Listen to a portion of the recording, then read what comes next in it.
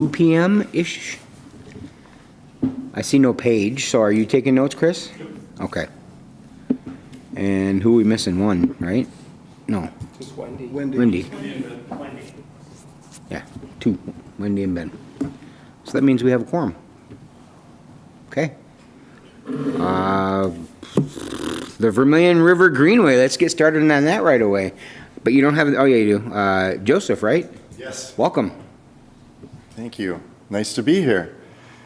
I'm senior ecologist from Dakota County Parks, and I'm involved with a lot of planning projects that the county does, including this one, which is a natural resource management plan that we put together for the Vermilion River Greenway, the Hastings segment of that greenway, which we started back in May, and we're finally finishing now because it's a long process, all the public comments and things that we need to try to get from people, and all the planning commission that we have to go through steps on our end and get approval from our board and all that. So while I was at one of the meetings in our planning commission and from our board, they were very interested to know what the city of Hastings thought about this plan and about this greenway. And there were many comments saying that it's a great plan, but it really won't work unless the city is on board with it and supports it. So that's one of the reasons I'm here, to find out what your comments are and how you feel about it, so I can report back to my board and my commissioners and let them know how you feel about it. So I put together a presentation for today. And I suppose there's a lot of screens here, so I think you probably can see that. So the purpose of the project for most of these natural resource management plans, it's to gain a better understanding of the area in terms of ecologically and culturally, to develop priorities for like restoration and management of the natural resources, including the vegetation, the wildlife, and the water resources, and to put together some sort of guide that will plan out this management over the next couple of years and long term, and try to protect and preserve the area as much as possible. There are construction activities that are going to occur along the trail in the corridor, so hopefully this plan will help inform those construction activities as we move forward. The corridor is shown here. It's approximately 5-mile stretch of trail corridor that varies in width from about 100 feet to about 300 feet, located in Hastings. Of course, you all know where it is, northward of the Mississippi River, from Levy Park southward and westward to the city limits, encompassing nearly 450 acres of adjacent natural areas, most of which are owned by the city of Hastings, some by the state of Minnesota, but others being privately owned. We did some background work for the area, and usually this part, always we look at what did the area look like in terms of its vegetation at the time before settlement occurred. That kind of gives us an idea of what to aim for in terms of restoration of the vegetation. And as you can see here, we have 3 different types of vegetations that were identified. The orange is oak openings and barrens, which today we'd call oak savanna, and the yellow is prairie, and the top up in the right-hand corner is river bottom forest. So those are the types of vegetation that mainly would have been here pre-settlement, and that we're probably going to try to restore. The planning process involved several steps, we're trying to summarize issues that are listed here, like we take into consideration park master plans, terms of easements, future acquisition, changing land patterns. We try to maximize the plant diversity, conserve and promote species of greatest conservation need, which are usually rare species, and they're usually associated with those habitats that I showed before, which are now rarer. So it used to be that the area consisted mostly of prairie and savanna. Today, those actual areas of prairie and savanna have been whittled down to little tiny bits. And so would have been the species that would have lived in there. We try to enhance water quality and build strong relationships between the county and the city. We're describing historic and present conditions of the natural resources and laying a groundwork for developing a joint powers agreement and a managing agreement with the city. We have identified and laid out a vision for our management plans in the county, and we usually propagate that vision throughout most of our plans, and we have done that here. I'll just read it quickly. The water, vegetation, and wildlife of Dakota County parks and greenways will be managed to conserve biodiversity, restore native habitats, improve public benefits, and achieve resilience and regionally outstanding quality now and for future generations. In restoring and managing the natural resources, we almost always try to use an adaptive management approach, which is this cyclical process that you see here on your screen. I have what happens is we'll do something to the land. We'll make a change, like we'll plant some prairie, or we'll treat an area of buckthorn or something with herbicide, and then we'll step back and look and see how it worked, and we'll monitor the area to see how it's responding. Maybe if it's doing well, we will continue on the way that we did before. If things aren't going as well as we had hoped, we might go back to the beginning and adjust our approach. We developed a map for what we think should be the future conditions of vegetation along the corridor, and we call those target plant communities. You can see here that there's several different types, all indicated by different colors along the corridor, and the large natural area nodes that are adjacent to the corridor. Just so happens to be that a lot of this is yellow, which is southern Music Prairie.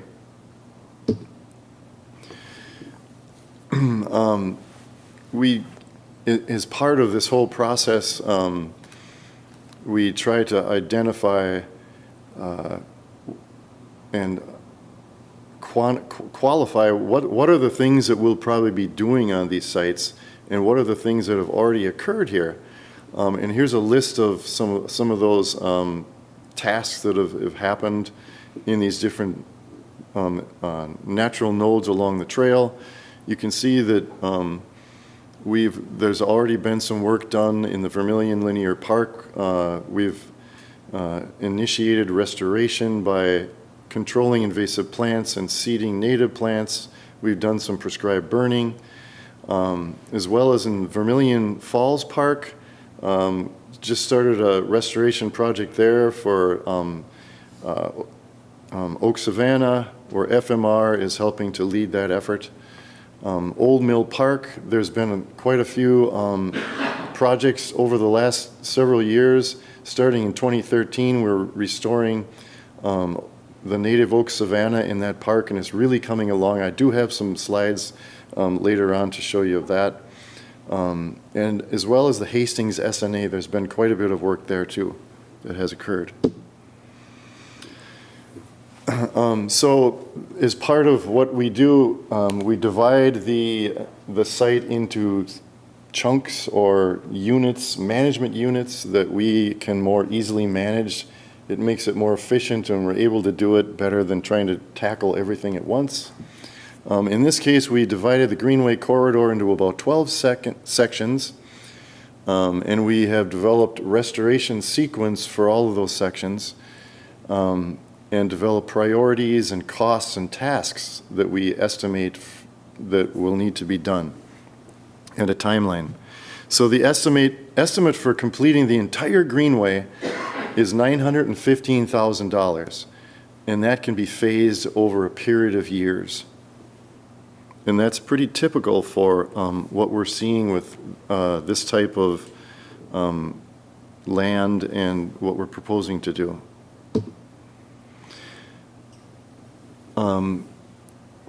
Funding is always a consideration, and for natural restoration and management of natural areas, there's quite a bit of funding out there available today.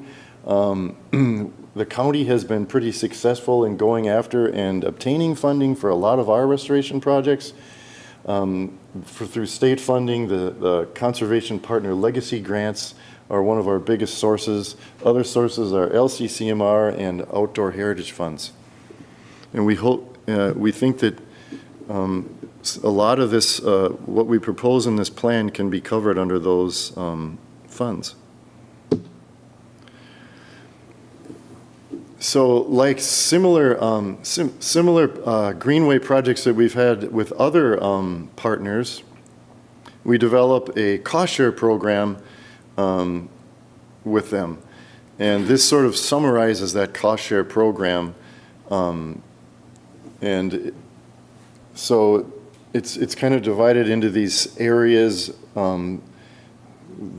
either how close you are to the actual Greenway trail, and then how far away you get. Depending on how far away you get, the cost share varies a little bit.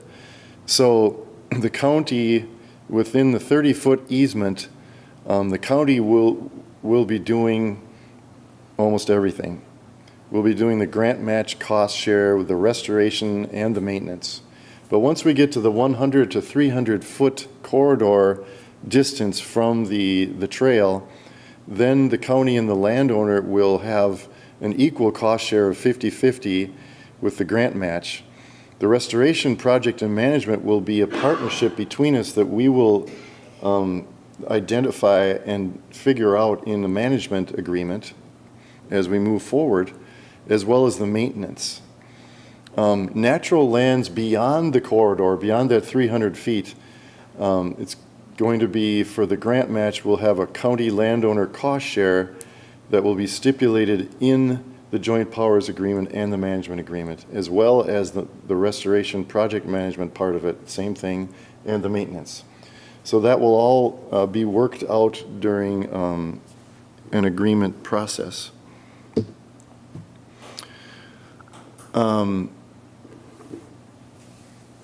We have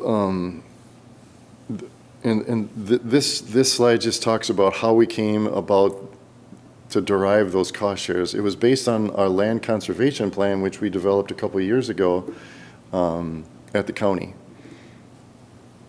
and also other plans that we have existing, which that we have natural resource plans of other greenways, and we have other greenway plans. So now I'd like to take you on a little journey through the corridor, and I put a couple slides in here, and I don't want to take too much time because there's a lot of slides, so I'll zip through these. We're starting at the north and working our way south. Here's Levy Park, and you can see that there's not a lot of natural area out here, but there's some potential for restoring some native prairie on some slopes. It looks like there was some that had been attempted to be restored. Maybe we could do a little something to give that a little boost.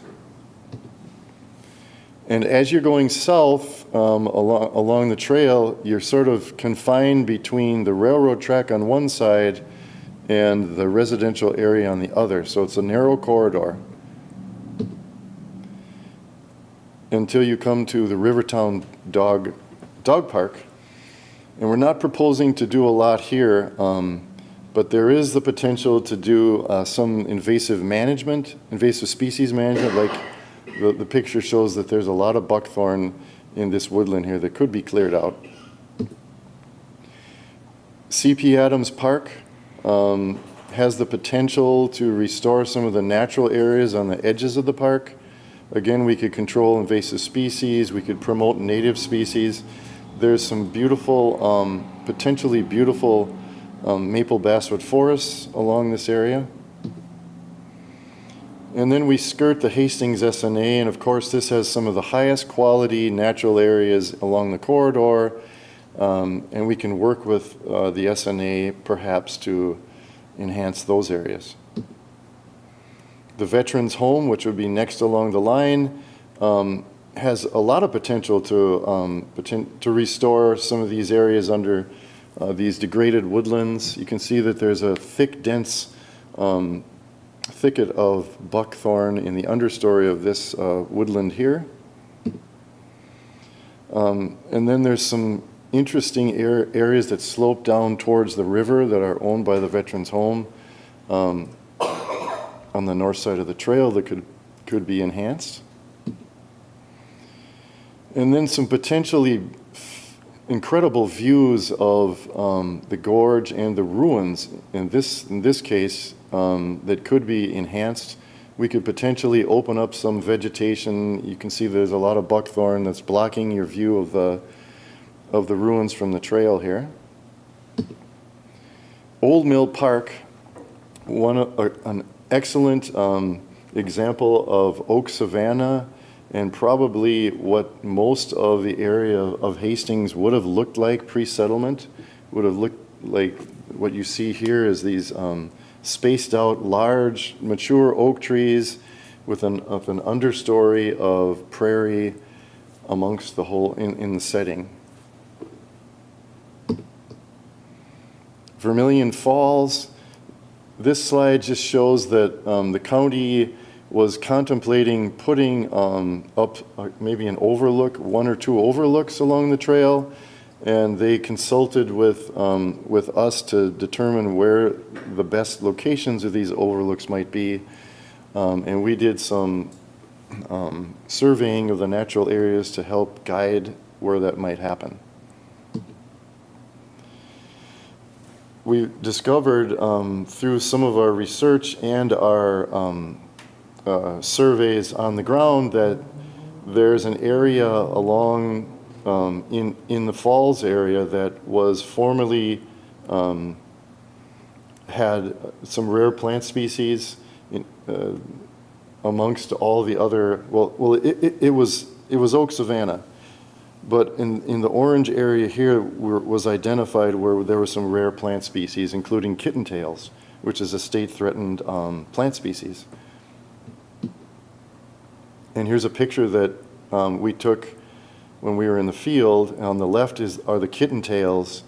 I think we took this in May, and then on the right there's other species that are really beautiful out there, including prairie phlox and other flowering plants. And we also found prairie turnip, or tipsina, which was very important for the Native Americans for a staple for their food source. FMR has been conducting restoration on this area for a while now, and they've also divided their restoration site into management units, as you can see here. Most of the areas they're targeting they're trying to restore oak savanna. Going down to the river, you can see that there's opportunity to enhance and restore the forested areas along the river.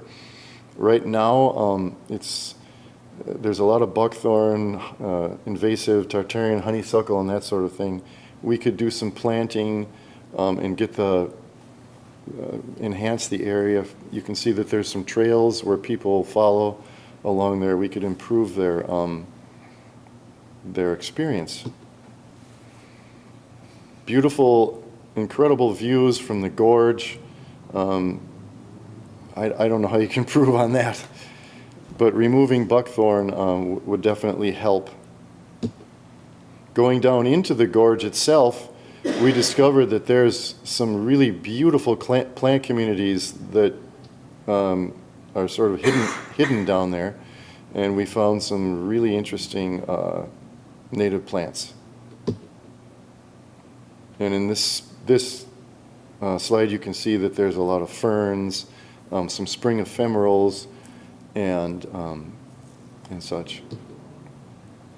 Moving along towards the west, we encounter, as you go across 61, you're into Vermilion Linear Park, and this shows the spillway that was designed by the Army Corps engineer back in the 70s to accommodate any kind of flood water that might occur, so that it wouldn't impact the nearby neighborhood. And FMR has been, and the city have been doing a lot to restore that area in the last several years. And moving as we go westward, going past the Dakota County Highway Department, we see that the corridor changes a little bit. It gets a little more narrow, not as many natural nodes, not as much to work with. And then sort of similarly, now we're getting into some areas that are privately owned. There's a Hastings senior living property. We could potentially control buckthorn on this property and invasive species. And east of the Jorgen Avenue, we have the Bauer and other private properties. They've done a lot to control some of their buckthorn along this floodplain. So there's some recommendations in the plan for enhancing this area as well. Until we come to the sort of end of the corridor, this is the former Wallen property. Here's a beautiful, grand, mature bur oak, another great example of oak savanna, which we could restore. So the timelines and the schedules, like I said, we started this process back well, I guess we started in February, and we're continuing now. Now we're to the point where we would like to go back to our planning commission and our board and present to them with any comments that we received from the public and the city, so that we could discuss what needs to be changed on the plan, and then I would hope that we could get final adoption at their next board meeting in November. With that, I'd like to take questions. You had said that for like Levy Park, CP Adams Park, doing some kind of a prairie restoration there. Looking at Levy Park, what it gets used for throughout the summer with concerts and different events that happen down there, especially Rivertown Days and then Rotary's Rivertown Live. How can you put a prairie, set of prairie plants in that area when odds are it's going to be trampled? Right. Great question. I think probably just on the slopes maybe where people wouldn't go. Otherwise, yeah, I wouldn't even try. Yeah, because I know there's even a couple slopes just like kind of behind the spot where you sit at the pavilion, and that gets used even for when there's stuff going on there, if there's just not enough room. And then with CP Adams, obviously that's been transformed into a nice wide open spot for Frisbee golf. So, and right. It's, one of the better ones, I guess, in the U.S. now. Sure. So, what kind of restoration can be done there, but still keep the functionality of it being a world-class Frisbee golf course. Exactly. We wouldn't want to impinge on that at all, that function. It might be on the fringes, and maybe we wouldn't do prairie restoration there that much. Maybe it would just be enhancing the woodlands, And I would defer to you folks. You're the experts on your parks, and anything that you think is not appropriate, I wouldn't try to force anything. Right. I mean, the overlook ideas I thought were great along the river gorge. That was awesome, and it's just a matter of, what can we do to eliminate some of the mowing that needs to be taken care of and get the restoration to prairie without impinging on, or infringing on the uses of the park is the biggest goal, I guess. Okay. Yeah, I think there's a lot of opportunity, particularly as Joe mentioned in Levy Park, the strip of grass between the trail and the river, right? There's opportunity there. Doesn't get trampled as much. And then we have been trying to establish a prairie on the hillside by the parking lot with limited success. They might get a lot of snow piled in there that has a lot of salt in it, and so it's difficult. But we can also lean on our friends at the county to help us out with that too. And again, just as Joe mentioned in CP, I think there's opportunities. Maybe there's a couple opportunities within the course itself to plant native and prairie plants as we divide fairways and those sorts of things. But yeah, and again, as Joe mentions, they'll remain as parks. I think I wrote down a number of ideas, Joe, so we'll be talking Great. about things. Okay. Yeah, overall, I really like what you're showing there, and those couple areas that were mentioned are the ones where you're going to have to look more specifically at which areas are going to be heavily used, where are those edges we could realistically do it, and it's going to take on-site checks there to probably map those out. Yeah, that makes sense. Thank you. So I have a question. When you showed the overall, from the north to the west side, I recognize some of those areas that were highlighted are private property, private landowners. Is there going to be an effort by the county, especially like on the west side, kind of south of the gravel pit? That's like one of the last kind of forested areas in town, even though I think that's Nininger still.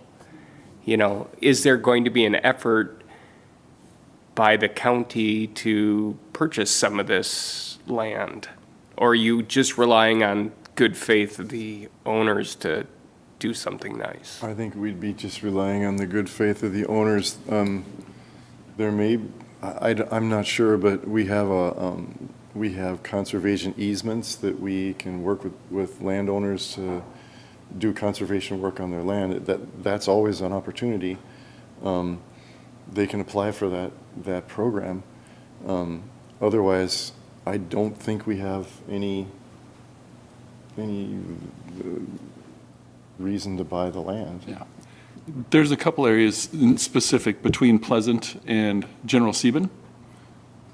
I'm talking west of Sieben, Whitley Bowers, south of the field and the gravel pit.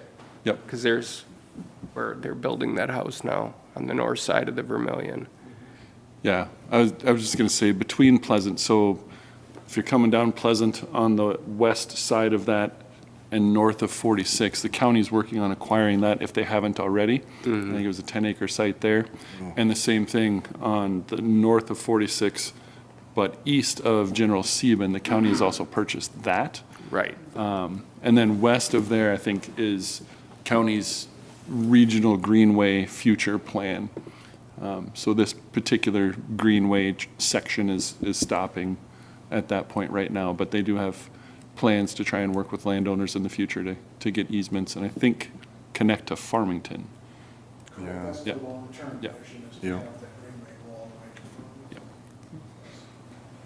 to Right. We contemplated how far out we should go with this plan to the west.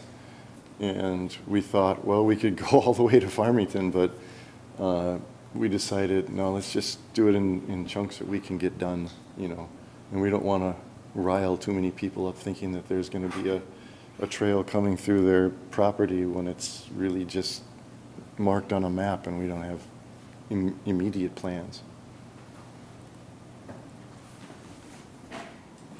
Is there a regulation or ordinance right now statewide for a certain setback from, like, the Vermilion River? And does that possibly have some impact on the agreements with private property owners, that since they really have to leave a barrier of a certain amount of land anyway, that they can't do certain things on would be an incentive to them to work with the county on a plan like this. The only one I can remember is 50 feet Yeah, that's what I understand too. that's enforceable. I don't know if the city has any stronger regulations, but that's a state. And the Yes, county doesn't really enforce stronger than that unless we have an easement and an agreement working right. with a My land. point is, though, as long as there is something like that, that would be a point from which to work with landowners on arriving at an agreement, since there's a setback to start with. Yes, great idea. Yeah, In the shoreland rules, there's a setback for the buildings, and then half the building setback is the shore impact zone where intensive vegetation removal is not allowed. Right. So you have some basics there. okay. I don't remember what the classification is there, but the distance varies depending on the classification. That was my thinking, that things like this would, give an extra push toward accomplishing this from that point of view. Also, the Hastings SNA, that does border right on CP Adams, doesn't it? So that some of that buckthorn removal and such Yeah. would also be going on inside or along the, in the SNA area. Yeah, yes. And that also goes into the area that FMR did that fantastic work with, moving the plants from the roadway there and constructing the wall and replacing the plants at the top of the wall. So we're just going to, basically what you're looking at, and what I understand is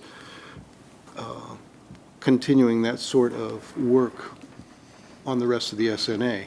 Yes.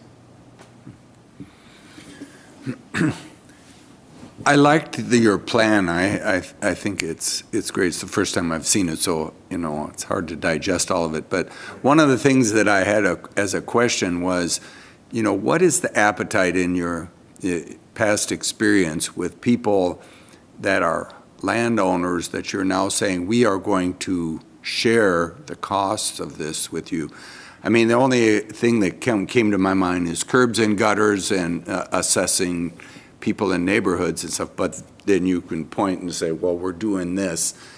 But in this setting, do you get any pushback, or how are you negotiating that with actual owners?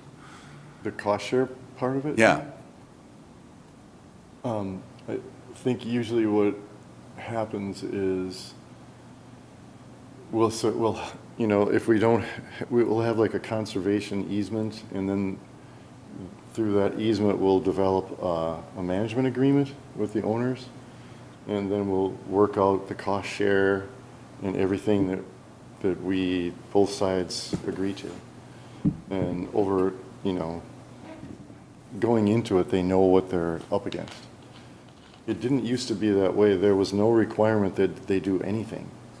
But now recently we changed that, and they need to do something to restore the natural resources.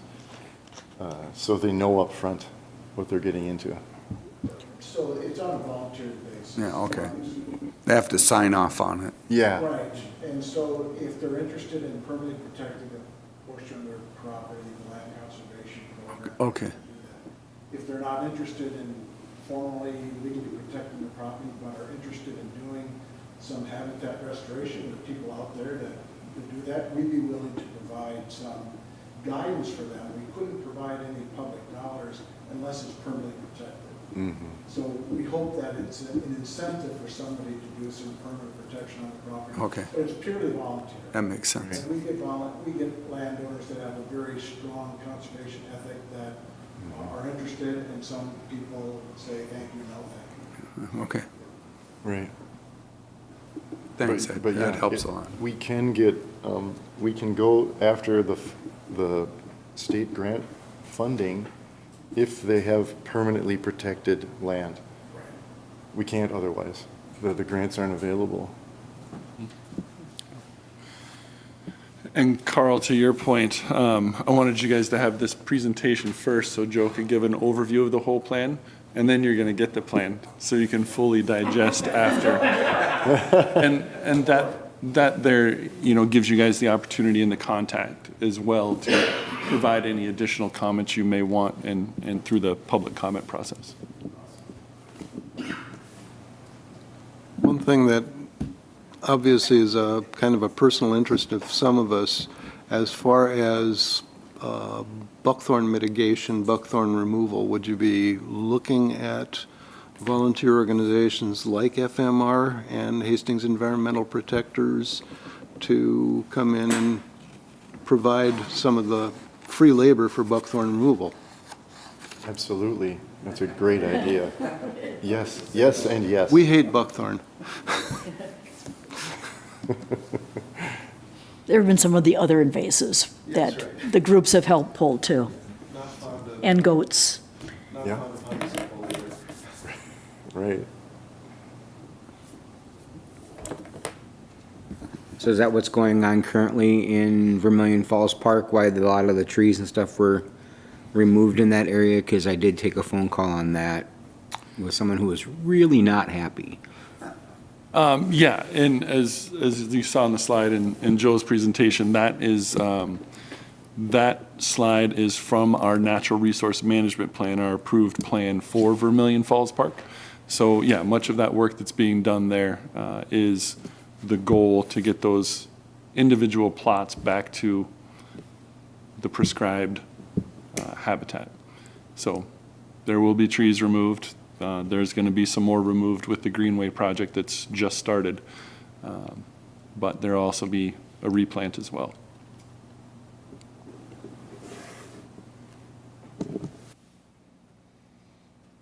Any other questions? Bringing up that question makes me wonder what kind of educational outreach there is when you're doing that kind of a restoration, because people do envision taking out trees is bad. Right. It's not a restoration in most cases. So I think that's pretty common that people misunderstand that. Good point. We should try to do as much outreach as we can. Maybe we can work with FMR to have them help us with this, but I know that we put this plan on the city's website. We put it on our website. We had an article that directed people to the website, to both the websites in the Hastings Gazette and through our listserv, all these different potential ways to get a hold of people. But yes, absolutely. Maybe neighborhood meetings or something. I don't know. In conjunction with the city, maybe we could have a public meeting and just present the plan. Because it is counterintuitive to a lot of people to take out a tree. But if you Yeah. explain it, most people will, I think they'll get it if you're saying we're trying to restore the old savanna or the prairie. Right. Putting up a QR code in those areas where you're doing the work and directing them to someplace Oh, with yeah. info. We utilize those in the county parks. Yeah. Yeah. Provides more information. Yeah. And I would recommend utilizing the actual newspaper for Hastings, which is the Hastings Journal. Oh, sorry. Yeah, if you use the Gazette, the Gazette's only a website, and who knows how many people read that. I'll make a note of that. I might have a contact for you to get the story in the newspaper. Okay. All right. Great. We'd be happy to work with you to put an article in the paper about this project. We should. Yeah. And to Seal's point about education, I recall very early on in the Vermilion Linear Park process when we started removing trees and doing other stuff. Simply pointing people or emailing, giving them the website, hey, there is a natural resource management plan for you. Here it is. And as soon as they read that and go through it, oh, that makes a lot of sense. So we have those tools, as Joe mentions, they are on our website. I point people to those often. And I'm not opposed to even going out and utilizing my videography skills to do a Facebook Live through the city page, through the journal page, whatever. I don't care. Just say, hey, this is what's going on. Here's a quick 1 minute. You want more information, go here. And that could be used on any of the, the pages that need it. Great. Well, thank you so much. Appreciate your time. Thank you for coming in. Thanks, Joe. Yeah, thanks. Thanks, Chris. I think the general consensus is we all seem to like the idea of the plan, and so you can go back and at least report that, Okay. And a little bit of concern, I mean, when we talk about the stuff down there, it's minute compared to the, the whole plan, because Chris has obviously got that thought process in his head already, so, Okay. thank you. And Joe, for you, what I'll do is I'll write up some minutes from this meeting, and then if you need to provide that to Commissioner Board for county, you'll have those. That'd be great, Chris. Thank you. You bet. Okay, what do you have for department updates, sir? A long list, sir. I'll try and be brief. Much of this has been in either city newsletters or conversations or emails. Monday night, council authorized additional funding for Isabel Park. That is for the 3,800 cubic yards of contaminated soils that need to be removed and replaced. So we have the funding. Contractor believes they can have that done by Thanksgiving. So that would give us a clean slate for a spring start on getting the rest of the project done. So we're moving in the right direction with that. We are investigating some dredge spoils to use for that. We have to get some testing done on those spoils to see if they are the right composition and have the properties that we need for compaction in that project without adding to cost. So if it costs us a bunch more to compact that soil versus going to get it from a pit and bringing it in and we know it's going to compact, so we just got to figure all that stuff out. But we are looking into it. As you know, the tennis courts / pickleball courts, I'm really just calling them pickleball courts now instead of tennis courts. Those are substantially complete, I'll say that. There's a few punch list items that are still out there, and our contractor's working on getting that stuff squared away. And next Tuesday, the 24th, 5:30, I believe? That's the 26th. 24th. Yep. 24th. Yes, 24th at 5:30. 5:30 is a grand reopening of the tennis courts.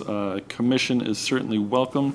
If there is a commissioner that would like to speak briefly at that, I will take volunteers. So just let me know. What do you want me to say? I don't want that volunteer. I've never played pickleball before in my life, but yeah, I'll do it. What's Sure. that?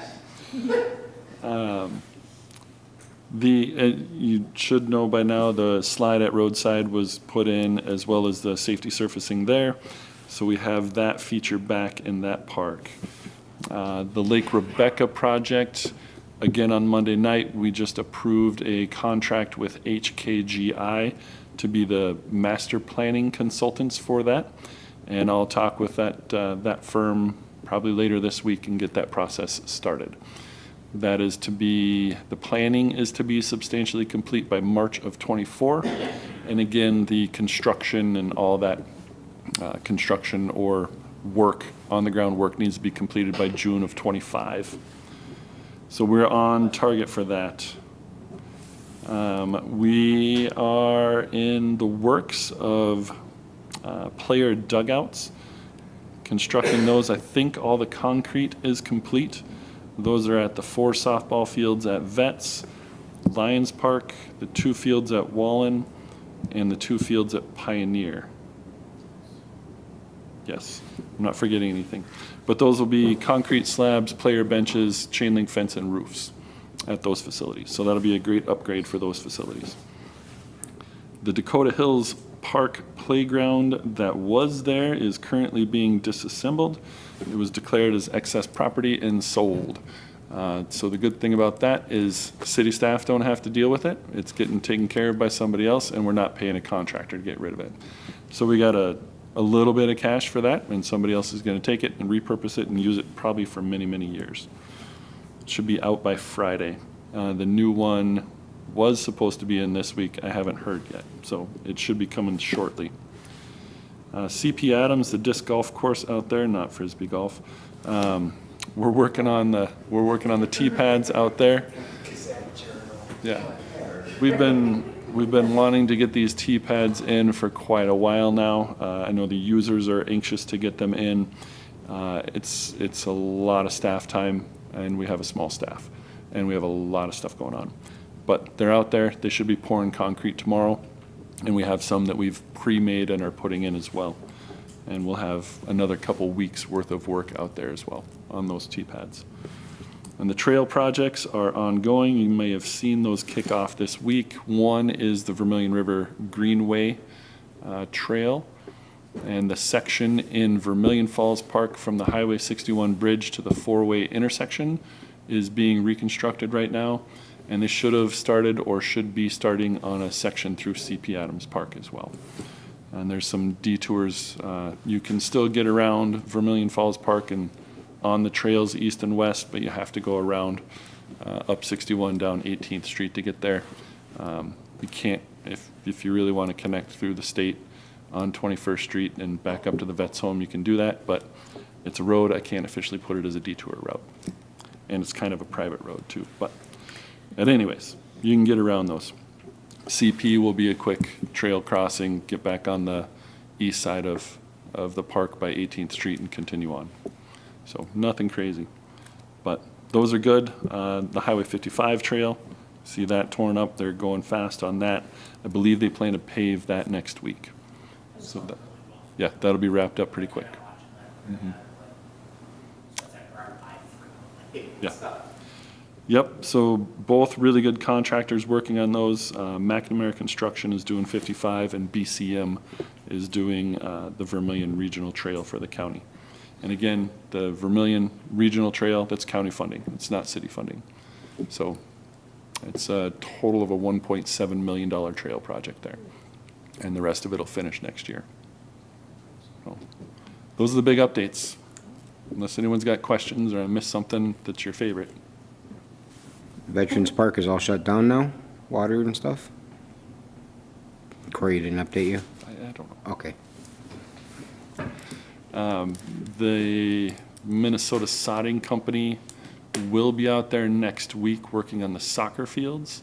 This will be the first effort of core aeration and top dressing out there, and that is a community investment fund project. So they'll be out there. Batting cages are done out there, another community investment fund project.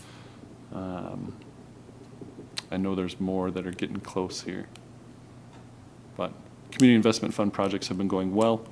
There still remains $26,000, I think, in this year's community investment fund.